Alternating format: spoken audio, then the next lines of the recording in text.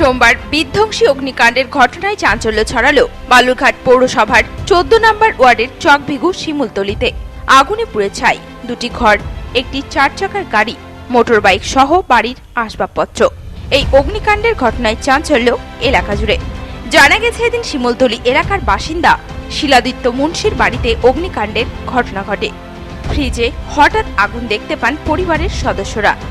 দ্রুত সেই আগুন ছড়িয়ে পড়ে বাড়িতে। খবর দেওয়া হয় দমকল বাহিনী এবং পুলিশ প্রশাসনকে। পরবর্তীতে খবর পেয়ে ঘটনাস্থলে পৌঁছায় বালুরঘাট থানার পুলিশ ও দমকলের দুটি ইঞ্জিন। প্রায় 2 ঘন্টা প্রচেষ্টার পর আগুন নিয়ন্ত্রণে আসে।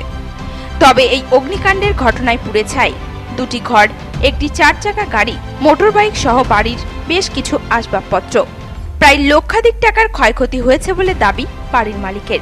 এই বিষয়ে বাড়ির মালিক শিলাদিত্য মুন্সি জানান, আগুনটা তো আমরা এখানে বাড়িতে ছিলাম, হঠাৎ করে এখন একটা আমার কারেন্টের আছে সুইচ থেকে হঠাৎ করে আগুনটা বেরোতে দেখলাম। ওই পাশ দিয়ে যখন আগুনটা বেরোলো তারপরে সঙ্গে সঙ্গে গোটা সাইডে আগুন। কী কী এখন পর্যন্ত আপনার ক্ষতি হয়েছে? ক্ষতি হয়েছে একটা দুটো ঘর পুড়েছে, সামনে গ্যারেজ পুড়েছে, এখানে রান্নার সামগ্রী পুড়েছে, একটা গাড়ি পুড়েছে, একটা মোটরসাইকেল পুড়েছে। শর্ট সার্কিটের ফলেই এদিন এই অগ্নিকাণ্ডের ঘটনা ঘটেছে বলে অনুমান পরিবার সহ স্থানীয় বাসিন্দাদের। এই বিষয়ে এক স্থানীয় বাসিন্দা জানান, যতটুকু শুনলাম বুঝলাম যে সম্ভব শর্ট সার্কিট থেকে আগুনটা লেগেছে।